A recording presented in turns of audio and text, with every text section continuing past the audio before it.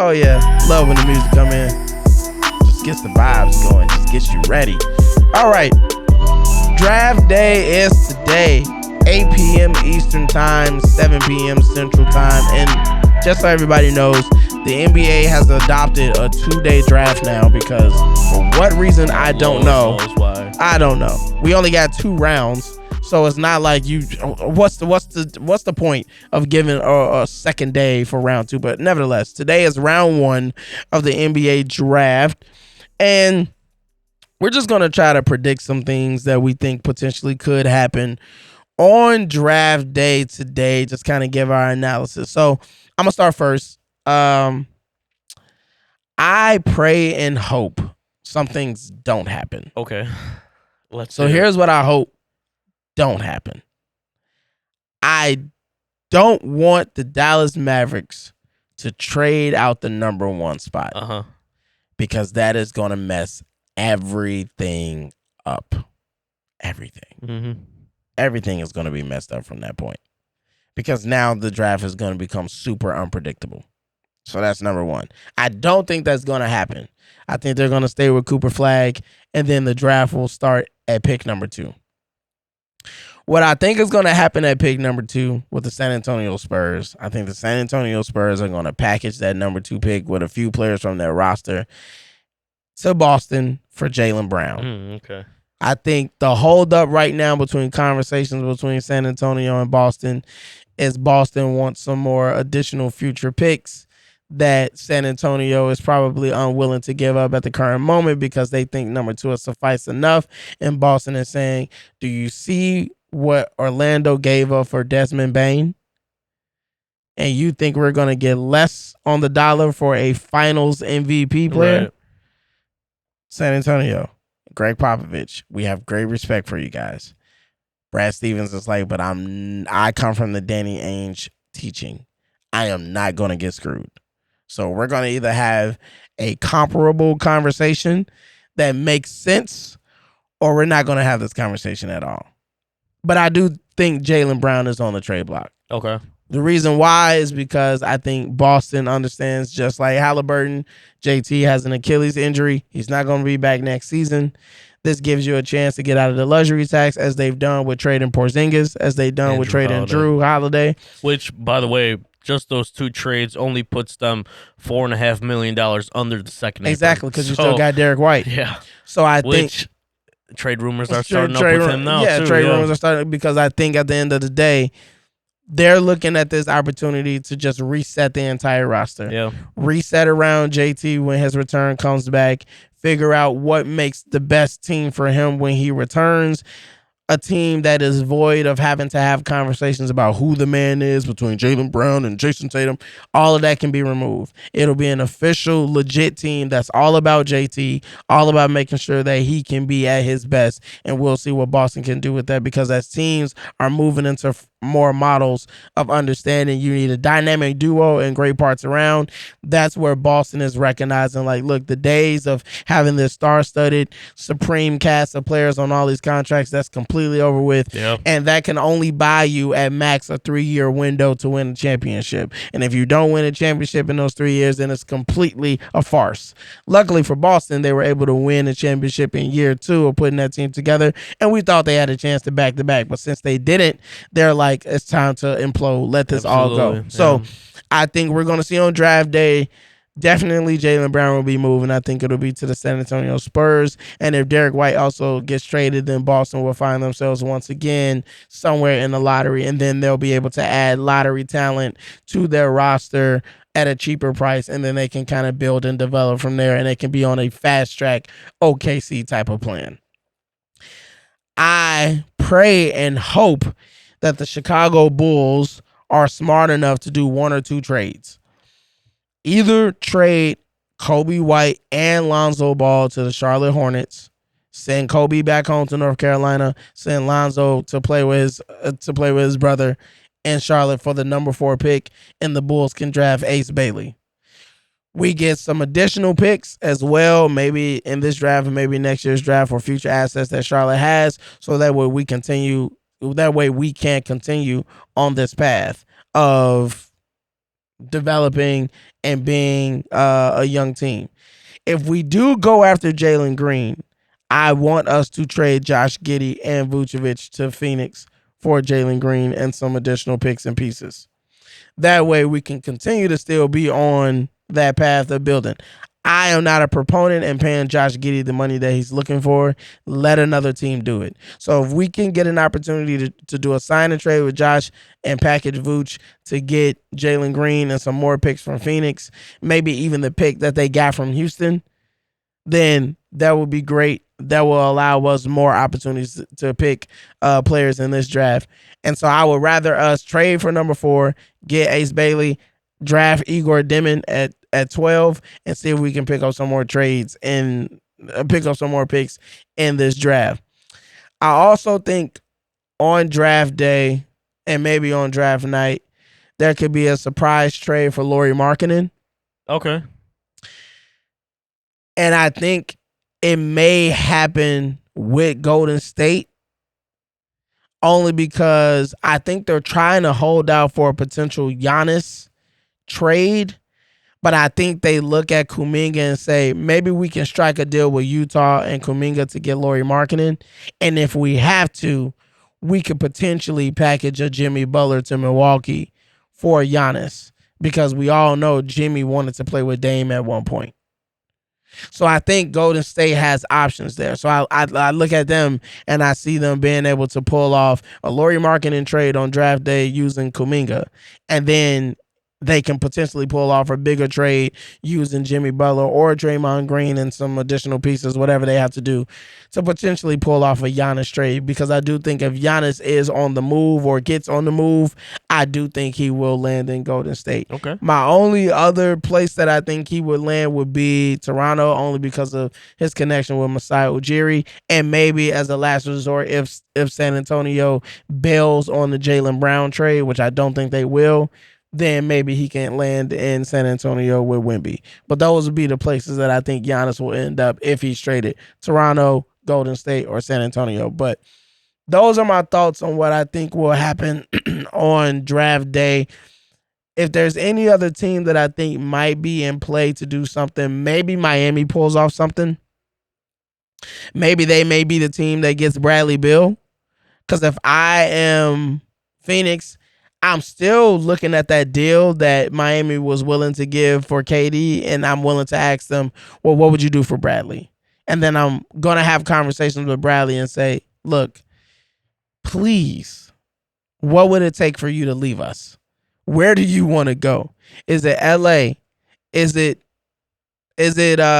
Miami? Is it really Chicago? Where is it? Now, I really hope Chicago doesn't get into play for Bradley Beal. Right, me either, yeah. So I'm hoping that Chicago stays either on the track for Jalen Green or moving up to 4 for Ace Bailey. But if we do anything with Phoenix, I want us to either go for Jalen Green or Devin Booker. And so those are my ideas of what I think some of the teams that I think are going to do things on draft day. As far as who's going to get drafted, I think Cooper is going number 1. I think if the Spurs trade out of 2, I think Boston takes Dylan Harper. And it'll be interesting to see where Ace Bailey goes. Do I think Philadelphia is going to make a trade on draft day? I'm not sure, but rumors are circulating now for Paul George. So what are your thoughts? Draft day expectations. What do you think are going to happen? What do you think is going to happen? Yeah, I think there's no doubt in my mind. Of course, Cooper goes number 1. Even when they re-signed Daniel Gafford, and Shams put out a tweet. He was like, Daniel Gafford will be staying in the front court of Anthony Davis, Derek Lively, and Cooper Flagg. And I'm like, well, he's not even a fucking Dallas Maverick yet, and you're saying like he's already on the team. Yeah, because they know. We already know. But I think it does get interesting within the top 5. Not trade-wise. I think who gets selected. So you don't see any trades happening in that top 5? Not in the top 5, because I think if San Antonio makes a trade for Jaylen Brown, I think they trade 14. I don't think they want to trade 2. Here's why. I think at 2 they take Dylan Harper so they could package Stephon Castle with the 14 pick and some other assets to go get Jaylen Brown. Because essentially, don't hate me, but you're gonna get similar kind of play and a similar kind of trajectory from Dylan Harper that you were kind of getting from Stephon Castle. Trajectory wise, I think they both are going to be great, and I think Dylan Harper is going to be as good as Stephon Castle. Okay. And I don't think San Antonio would have a problem on making that deal if they know they're going to get Jaylen Brown back and still be able to draft Dylan Harper at 2. Do you think Boston takes that deal? Yeah, I think if you give them, they're definitely demanding Stephon Castle. I know that for 100%, they're going to demand Stephon Castle. You throw him in the trade. You throw in 14, and then however many firsts you need to throw in after that. I think that's the trade. Of course, you probably need to throw in a Harrison Barnes and a Devin Vassell at some point to make the contract money work. Right. You'll probably give Devin Vassell up, I'm assuming, just to make the money work. So I think that's the trade that's to be had. But I think at number 2, ultimately, it will be San Antonio picking. Okay. I think where it gets interesting is when we talk about Ace Bailey. He's kind of in a little bit of like a Shedeur Sanders situation where because of things he said and the way he's presented himself, he's now falling out of the top 5 conversation. And I think a guy that's going to slide into one of those spots is Oklahoma guard Jeremiah Fears, a Chicago-born kid. Mm-hmm. They're saying next Kyrie Irving, and I full on see it. I think the kid's going to be absolutely great. I've watched him since his days here in Joliet West, where we're recording it. It's not too far away. I've watched him since then. I watched him at Oklahoma. He was probably the best playmaker in the nation this past season, and I think he has been making real noise as far as coming into that top 5 spot, right, only because Ace Bailey has been kind of, not him, but the media and the stories coming out is bringing down his draft stock. So I think it gets interesting where Ace Bailey ends up falling. I could see him falling multiple picks, even into like the 8, 9, 10 range, which at that point, if you're Chicago, you need to jump on that immediately to get Ace Bailey. I think Ace Bailey would love to come to Chicago and be with this team in this city, in this organization. And he just doesn't want to fall to a team like Charlotte. I don't think he wants to go to Charlotte. Ace Bailey? Yeah. I don't think he wants to go to whoever's at. So my question about Fierce, because Philadelphia has number 3. So so you think Philadelphia takes Fierce at 3? I think so. What pick does Brooklyn have? Are they 5 or are they 8? Brooklyn has 5 picks. I was about to say round. that because they're one of the teams I think that packages those picks and does one of 2 things. They could either move into the top 5 and pick one of the guys that they want, which I think they want Jeremiah Fears bad. I think they want him really bad. Or they package those picks and try to give themselves capital for the future. No way in hell do I think they use all 5 draft picks tonight. Yeah, because they got 5 picks in the first and round. It's like 8, 14, and then like some in the 20s. Yeah, they got 8. They got 8, and then they have 19. Then they have 26, 27, and then they have 22. Yeah. So one of those 5 or 2 of those 5 picks I think are going to be packaged to either move up into the top 5 and take Jeremiah Fears. Okay. And Ace Bailey slides out of the top 5, or they package for future capital. So you see a trade with Philly and Brooklyn to swap picks? I could see that. I could see it with Philly. Although I think Philly might want to just stay put and take Ace Bailey, but I mean, because Brooklyn's at 8, you said? Yeah, so Brooklyn is at 8, so maybe they trade. If Philly believes that Ace Bailey is gonna fall to them at 8, they make the trade.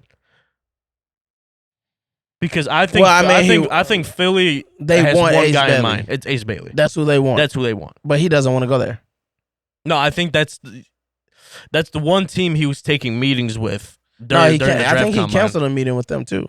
Yeah, it was some type of controversy. Yeah, and he canceled the meeting with Philadelphia. Yeah. They were supposed to have a meeting, and then he canceled it. Something like that. So it's interesting what the narrative is. And then apparently the Bulls are hot on Ace Bailey. That's why I'm looking at that number 4 pick, and I think if the Bulls are serious, that's the team that we make the trade with.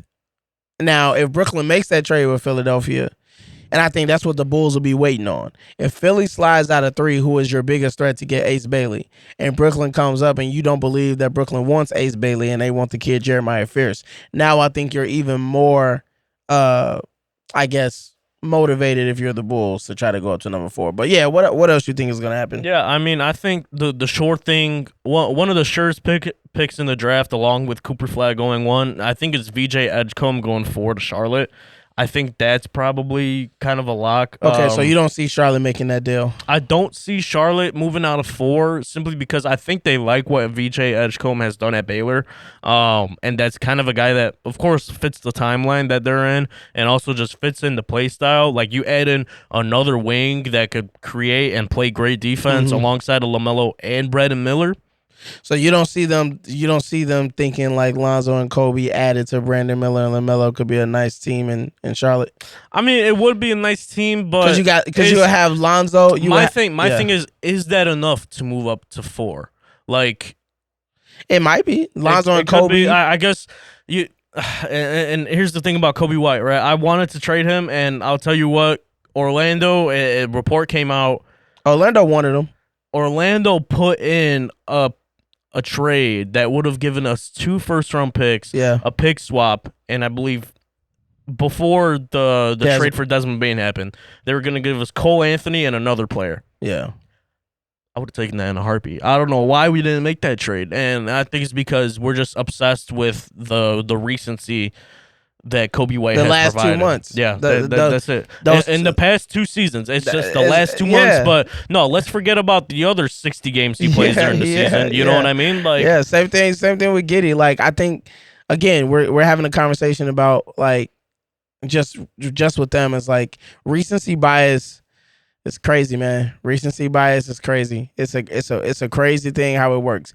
People can love you or they can hate you off of just the last 50 seconds of what something has happened or what transpired. So I don't know. I want us to trade Kobe. I want us to get rid of Giddey. I want us to get rid of Kobe. I want us to get rid of Vooch. I want us to get rid of Lonzo. I would like to keep Lonzo, but I know his value is better in other places. Yeah. So in my opinion, I would rather see those 4 players be removed from Chicago. And if we're going to go young, let's just go super young and develop. Let's get guys fresh from scratch and build that team from there. Absolutely. Let's not be overpaying. Nobody on this roster deserves to get paid $30 million. There's not one player on this roster that deserves that type of money. I can argue and say that nobody on this roster deserves $25 million. That would be that. Honestly, none of them. No, we don't have any all-stars. We don't have guys that's been able to lead us. Kobe White had a chance to showcase if he can get us out to play-in, and he hasn't done it. No. With Zach gone, with Zach hurt, Kobe White has not proven that he can carry the torch. Whether he had DeMar DeRozan next to him or he had Modest next to him or whoever.